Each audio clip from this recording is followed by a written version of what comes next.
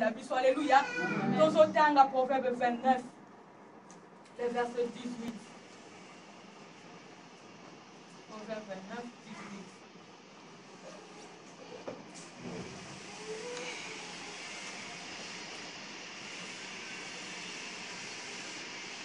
Quand il n'y a pas de révélation, le peuple est son et règne s'il observe la loi.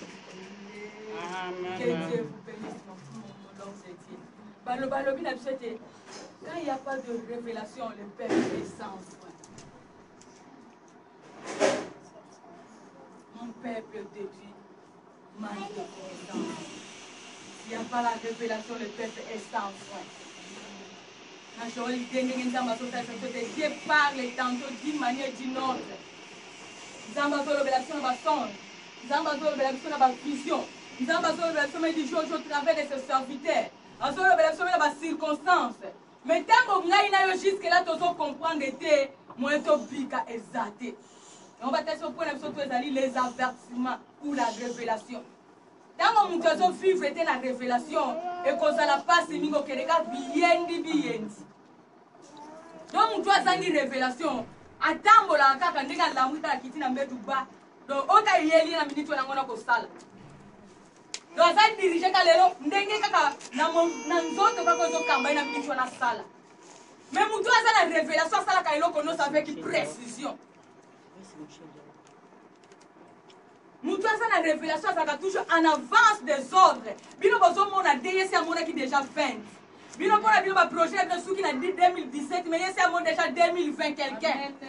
Nous ta révélation dans la kabongo mi souhaite ka lokola aigle. Amona ka lokola aigle atala makamba sete amona ka makamba liboso ya likolo.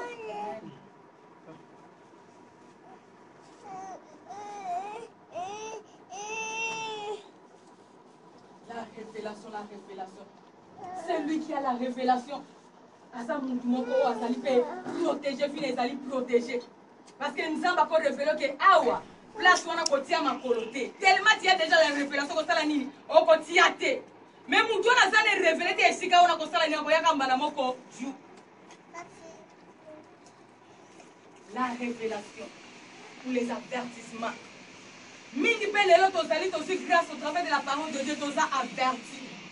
Et on te montre que mingi tango jusque là na yami Yesu te azo keleka bikei mais jour où azu décision apesi bo mone pa ina nzambe bansenya komi na connaissance maloba na nzamba bali ko regretter au mieux ça sala na passé bali ko regretter pourquoi kaka ngana tambola na bongulu boye kaka ngana exposer fina nga boye kaka soki lelo na za kaka grâce à nzambe pourquoi azala ki na ye sans révélation azo kamba bo mone ndenge alingi. Mais mutu azali averti, mutu azali révélé, ça la connaissance. Et puis que l'oko na kosala ngote parce que so na sali ngo eza na conséquence nango. Et c'est ngana kende boye parce que so na ke boye et comme manga na kufa. Et c'est ngeli o ngana sali na sala, on a sala te parce que so ina sali et ko exposer finanga. Et ko piso bala na nzambe to sala kana avance. Mais là to zo mona ba chrétien, ba komi même kutu kotala même ba paye bazana avance. Et le compagnon ko yebi sa chrétien ko sala ngote ngana sala ngo mais so sala était chrétien même ta sala peut-être pas ida sana ko banga. Donc mutu aza révélé, aza na révélation aza na connaissance mais yemo ka ndimia kota na liburu. Et ça ko ba yebi si so ko leki nzela wana mutu aza na to kata ba mitu. Na mutu ayebi te ke nzela na to leki mutu ba to kata mitu nani akosala protéger. Mutu ba yebi si parce que yebi te ba yebi si na nzela so na leki ba ko kata mutu na sala nini na devient nzela mususu. Mais mutu ayebi te akoyaka kambala moko kosala nini mutu ekokata. Les avertissements, la vie de la révélation. Tant qu'on s'en va sur le bénéfice, mais yomo en particulier dans l'âme. Tant qu'on s'en va l'eau qu'on s'en va tali sur la songe. Yeba pourquoi nous en va tali singango. Na sala nini pour la songe oyo. Na sala nini pour la liloba oyo nous en va teinga lelo. Nous en va lobelinga parce que mi to kontolo baka mutu ala kwa yebi masolo nanga. Yango altei. Si tu biso ba kona colonie congolaise comment était bateya kinga kwa yebinga. Donc on va soutenir que nous en va mutu avertir ngai. Nous emmènons nous à conseiller ça bataille n'a pas yé vinanga. Vous savez peut-être pas yé vinanga donc il solo ne kaka tellement nous amba lingiye. Alingi épargner ya ekolobele pour na yé. Amoni ke ba lobeliye. Ba lobeliye pas muntu wana pa ina nzambete. Oko sala épargner ndenge ni na mabe. Parce que tant on nzamba tini maloba na sala besoin peut-être sala ni obima na force. Mais tant que vous rejetez l'ilobano, vous allez nini koufa ekolanda. La révélation nous donne la vie. La révélation nous protège. Tant que nous sommes avertis, nous sommes protégés. Tant que nous sommes avertis, nous sommes épargnés dans le pire. Tant que nous sommes révélés, nous sommes contactés dans le piège à diable. Parce que nous sommes contactés dans le boulot pour nous ignorants.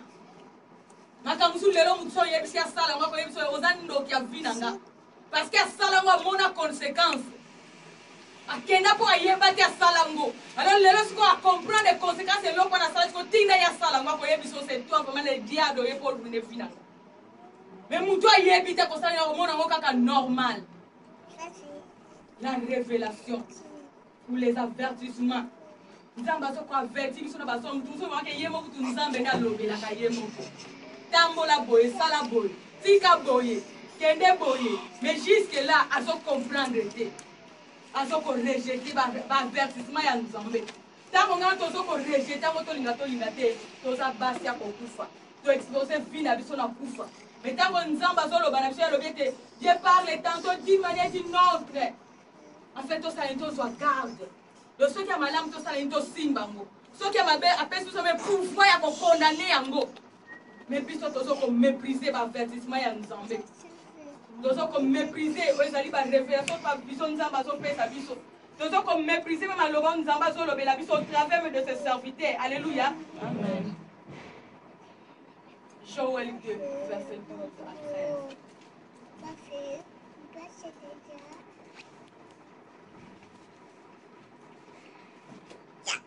13. Joël 2, 12 à 13.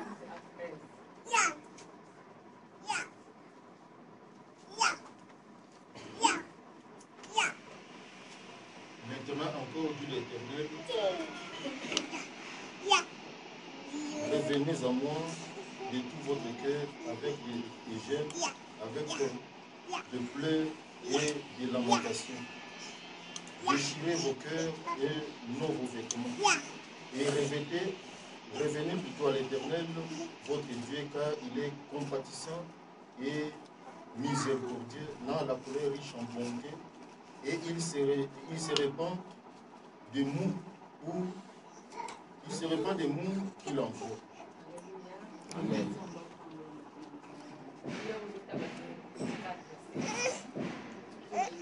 Ah, bah, l'objet la vie, revenez à moi de tous vos cœurs. Nous qui est toujours dans le chemin, nous sommes ma vie. Jérémie 8, le verset 4 à 7.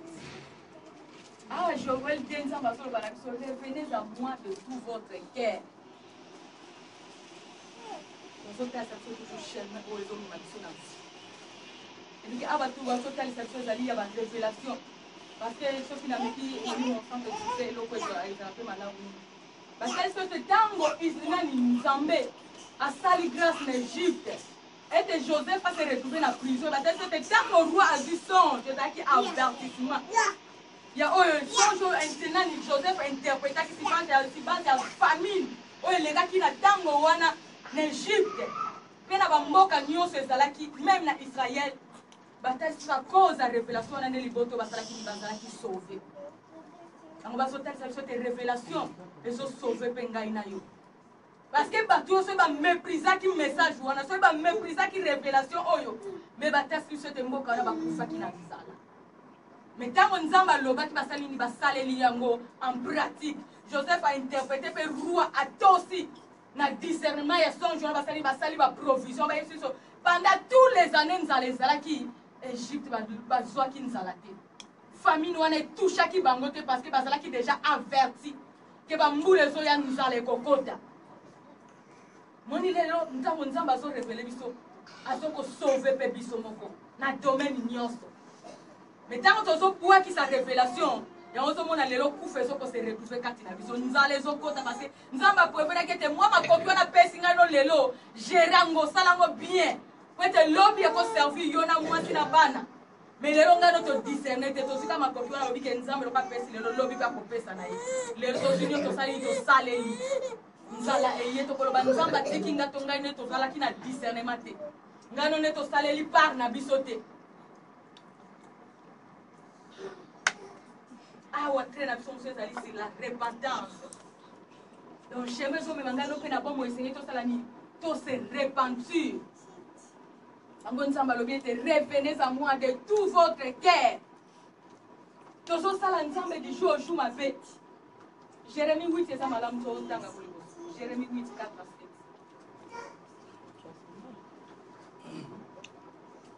Dis-leur, ainsi parle l'Éternel. Est-ce que l'on tombe sans se relever ou se détourne-t-on sans revenir? Pourquoi donc ce peuple de Jérusalem s'abandonne-t-il à les perpétuels également? Il persiste dans la tromperie. Il refuse de se convertir. Je suis attentif et j'écoute. Il ne parle pas comme il devrait. Aucun ne se répond de sa méchanceté et ne dit qu'ai-je fait. Tous reprennent leur course comme un cheval qui se lance au combat.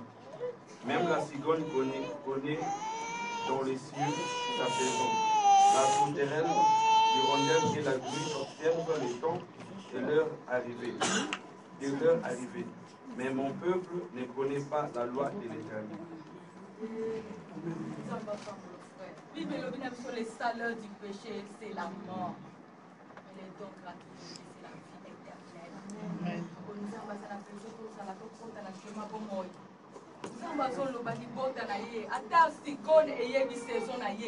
Mais libota na nzambe tozoyeba te fois to banzela ya nzambe yango lelo kufe koti lelo tozokauka lelo rien ne va tokangi banoko bandoki tokangi batata bandoki tobengi bato bamesha mpo eseko eza te na vi na biso tout est bloqué na bainnosa tokomi koloba na bango soki lelo vi nange eza boye eza ye soki lelo nakoyi boye eza ye nzoka biso mo tozoposa na kotala bomoi na biso lolenge ti tozotambola liboso na nzambe nzambe na bolingo na ye alobi na biso eske tokokwea sans puta totelema susu nani mutu wana ke lelo na libulu azodemere kaka na libulu nani mutu wana oyo azali mwana na nzambe te na mabe wana ngana toyebi ke eza mabe toyebi ete nzambe alobi na biso na mabe wana ekomema biso na kufa mais jusque là toza incapable ya kotika mabe wana oyo ezomema biso na kufa nzambe ezosala ye mpasi mpo na peuple na ye azokompare biso même na banyama oyo bazoyeba ye basaison na bango mais biso peuple na ye oyo atutela tolo alata nzoto ya moto mpo aya arachete ngai na yo tozonga na linie wana ya gloire ya image mpe ressemblance na ye mais lelo jusque là tozocomprendre kaka te à cause ya esengo na biso tozoboya kosala esengo na nzambe toza bakretien mensonge toza bakretien bien impudicité toza bakretien kaka koyiba toza bakretien mabe nyonso oyo toboyaka na mokili yango tomemi ti na église yango tomemi même dans le seigneur tobengami bapaster badocteur baserviteur baservante maintenant mabe wana dans le seigneur nayebi te parce que biso balobaka na biso tosota na biso parce que toyamba yesu na 1900 na 1900 nayebaka ngo na 2006 lenga nayambi yesu obilo musu memi koyoka do yo moko mona oyoki eloko moko boyoki na ndeko mona kwaki loka lelo so kufi affaire ya yo nayebi te soki bolekaka na cheme wana ntango boyambi ye toyambi yesu mwa biloko moko milie mosusu yo moko ozomona ke soki na fandi do basali na bango yo mabe te mais yo moko mona ke tu ne te retrouve pas eloko bato osala na bopetolo yo mona ozomona ke soki na mekaka lokola lelo histoire nange esali nini esili moni esali wana liboso tozalaka nango kofinga pasi impudicité pasi koyiba pasi makambo kosala koloba n'importe quoi pasi mais sikoyo lelo tozwi temps dans le seigneur komi tozosala ngo na bopete sans pudeur ekomi joie kutu bapaye kutu bakopatama me biso tobatamaka nango susi te esika bapaye bakoyokela soni biso tokoyokela soni bapaye kutu bakoyoka soni me biso kutu soni eza te yango nzambe aloba na biso ete tokoki kokwea sans puta tose releve tala motema pasi ya nzambe azotala libota na ye ndenge tozokende na kufa parce que liboso libanda na nzambe eza kaka kufa bashemo tozokosa engage en dehors ya nzambe ezomema biso toujours dans la mort yango nzambe aza na bosenga to revivre encore yango toyebisa biso ke peuple na nzambe jusqu'à quand tozokwea sans puta tose releve Jusqu'à quand tu vas demeurer dans ma baie. Jusqu'à quand tu vas les aller contre la volonté. Jusqu'à quand tu vas s'éloigner de mal. Parce que même le bien aussi, ça s'apprend. Des soins de ton soin, des soins du bosso pour la cosa la bolam. Les autres tickets, mais nous en avons ma coquine, on a des décisions, tout ça capable à colobete. Na zongela nzambe nanga. Na zongela le premier amour que j'ai fait pour mon Dieu. Nous avons fait la bosse, tout s'est répandu. Revenez à moi de tous vos cœurs. Bisika to lachaki. Bisika to aisaki nzambe. Nous avons fait la bosse, tout zongela. Revenez à moi et je reviendrai à vous, dit l'Éternel. Tout est noir. Peut-être à cause de ma belle songolo. Nous avons besoin de une solution. Aya no la biso. Mais ça dépend de kakayanga no salani to zongela nzambe. Mon frère m'a fait comme il t'a to zongela nzambe. So yoka sonité. Moi na enfant podi so ka yoka ki son mais ngaka kufa na mboka na biska zala ki na nzala. Mais le bien que ce qui ngaï na yoki soni c'est mien na zonga pa ina papa le bien que azonga lokola mwana te mais ata lokola mosali parce qu'il avait besoin de la seconde vie. Donc naku na banga moko papa na bango moko mais ayebi mabe o ya salaki alors bien que bazoye lokola mwana te mais bazoye lokola ata mosali pour faire sala nini à vivre parce que mona biska zalaki déjà c'est la mort. Donc pourquoi pas nous les enfants de Dieu? Donc, on a vraiment que vie la vie peut s'envoyer. Malgré que tu as la magie, c'est le changement exact. Au contraire, tu as s'enfoncer. Claire exact dans ma botte. Mais peut-être que nous avons pour qui n'engagne Joseph à l'ibota. Mais ce que tu as la vie en gagne. Mais tu as sorti décision pour le BTT. Nati que loko oyo, nati que vie on a soit décision na lukanzambe. Pour ngagne na bika pe na libota na ngagne. Qu'on les la biso moko, ma botte sur les qui donnera la vie parce que nous avons lobby. Si elle reçoit dans la famille, toute la famille sera sauvée. Ce qui nous avons qui dans dans des libotes comme on a clair, mais tant on a notre la distraction. Libote on a clair le l'ennemi. Ce qui nous avons qui dans des kimia kokota, mais si on gagne juste là ton limite on appelle ça kimia. Bon on kimia kokota ndeni na mabota to na bombo ina biso. Revenez à moi. Ça m'a lobby to zongela ye. Tozonge la bolingo wana tozala ki nango pai na nzambe atanga no to lâcha musala na nzambe to lâcha ko servir nzambe à cause de ba sentiment à cause de ça c'est que présent nzamba ga bosera to sala ni tozonge la ye parce que le baya ko peso vie na musala na ye tanga tanga no to lâcha moya pesa biso vie exacte to bimi bandoki biso moko eza no côté biso moko nan eza papa te ya te chef de famille wana te biso moko nan. Parce que nous avons abandonné celui qui donne la vie. Nous avons lâché celui qui est capable de nous élever. Celui qui est capable de rendre possible ce qui est impossible dans nos vies. Revenons en Dieu de tous nos cœurs. Ici, quand on a tous alliés comme Abisso Moïse, c'est la mort. Oto kanga minango eza kufa. Oto zo lukalelo di jour tout zo pas invertir comme Abisso na vite. Mais tout ça la bonne senga bon moi présent ce qui a venu. Mais tout ça tout ça ni to zongela nzambe. Soit ton zong il n'est pas qu'on zong, il est à restituer les années dévorées par les sauterelles. Oh non, c'est ton bungisa. Bisika ba cholaki, bisika ba sekaki, bisika ba zo c'est la souka ngai na yo. Mais ce qui dit là ngai no to bungisi na nzambe, Dieu est capable de faire encore plus. Amen. Parce va comment on va changer la vie. On le va oh kaka oyo. Parce que toko le va être na ba kache musu ba pesa so ba na vie na biso. On a le lenge na biso. Et puis ma faiblesse, ma condition à biso. Alors tout est noir. Mais ce qui n'a aussi dessin les longs vraiment. Puis on a zo mené ça bien été. Dans mon a tout est noir na bon mon ngalo fona zo décision na songe la nzambe. Batu wana un jour ba komona ba ko changer vie. On ba kaka e ndumba wana lelo nzamba pamboli. Muyibi wana lelo abongi ndenge ni ba bosali ke osali ni obongisi na nzambe.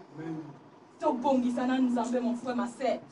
Tout bon ça pas une nzambe parce qu'il y a une personne qui m'a pour rendre joie na biso parfaite.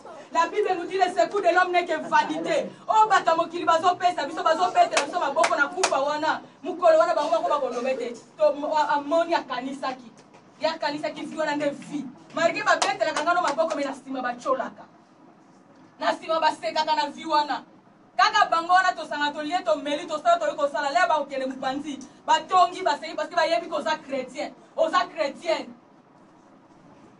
Mais ceux qui n'ont pas de zongeli nzambe, Dieu est capable de faire encore plus. Revenons en Dieu. Repentons-nous et portons les fruits dignes de la repentance. Parce que mi peto so sala lelo kaya ngona na sali na sengi pardon. Donc comme si nzambe lokola instrument na biso to sala na yo to lingi. Même eloko kaka ngona to zo songa mais nzamba sala bosenga to sala ni. To porter les fruits dignes de la repentance. Donc ma bewana si sa kotika to continuer chemin na nzambe.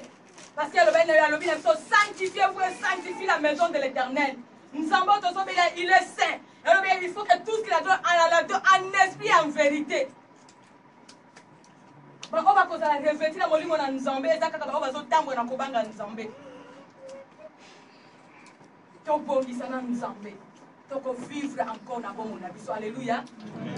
C'est na biso nous faisons espérance en Dieu et à ses serviteurs. Ésaïe 41, 31. Des Chroniques 20, 20.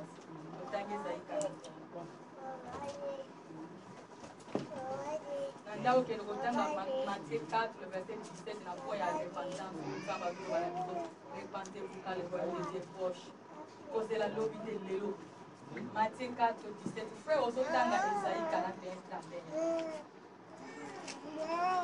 na pesi verset wana pona côté to mutika ozotanga Matthieu 4 17 ya repentance.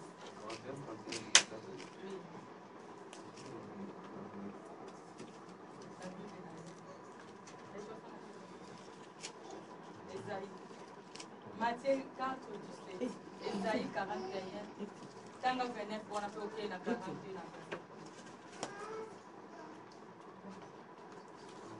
Voici, ils ne sont tous vanité, leurs œuvres ne sont que néant, leurs idoles ne sont qu'un vain souffle. Esaïe 41. 41. Quelle est la 41? Verset 1. Voici mon serviteur, et je soutiendrai mon élu, en qui mon âme prend plaisir. J'ai mis mon esprit sur lui. Il annoncera la justice aux nations. Alléluia. Amen. Isaïe 40, verset 31. Mais ceux qui espèrent en l'Éternel renouvellent leur force. Ils prennent leur vol comme les aigles. Ils courent et ne se lassent pas. Ils marchent et ne se fatiguent pas. Esaïe 40, le verset 31. Dans 2 Chroniques 20, confiez-vous à l'Éternel, vous serez affermis à ses serviteurs, vous réussirez. Donc, jamais la vie, Esaïe Penga, il faut Seigneur, tout ça la nini. Donc, espérez pas une ensemble. L'espérance. Alors, ceux qui espèrent à l'Éternel renouvellent leur force. Donc, tant qu'on a dans le Seigneur, pour te vivre, pour te vivre, pour te Seigneur a besoin de son quotidien. Et c'est la base que nous avons la foi. Parce que ma promesse, nous avons toujours par la foi. Donc, on par la foi. Tant que espérer pas une ensemble, tu as confiance. Lélo attend la monité. Lélo attend tout est noir. Mais nous allons aller à 15 jours. Les ténèbres auront de l'avantage sur la lumière. Jusque là, au moment où porter à Koya pour chasser les ténèbres aux Misangai. Mais tant que tu espérer pas une ensemble, tu as été lélo chrétien. Tu as mais jusque là, tu as dans le Seigneur. Tu es incapable de marcher. Tu es incapable de monter la musique. Tu es incapable de persévérer parce que jusque-là, espoir va dans Nzambe exalté. Tu es celui qui a fait la promesse, il est fidèle. Nzambe a consacré, il y a l'oba pour la vie. Si tu as espoir pas dans Nzambe, il a dit là toujours été derrière sa parole pour l'accomplir. On Nzamba l'oba pour la yo. Zalana espoir pas in Nzambe, Zalana confiance en Nzambe wana. Kangama na ba prophétie en Nzambe. Yango ba beaucoup kaloba qui était jeté dans mon poste, je vais jeter là. Azala yuko zela jusqu'à ce que ekokisama. Mais biso dans les Seigneur tozo boaka espoir, tozo boaka mkolo na biso ozali Nzambe asala biso bilaka. Yango le tozo mona tozo na problème dans les Seigneur, tozo kene ko lukali secours ya batu. Yango Nzamba te sur le secours de l'homme n'est que vanité. Bato mokili toto kene ko se confier na bango bazoya ko baksa toujours malheur sur malheur, plaire sur plaire, échec sur échec.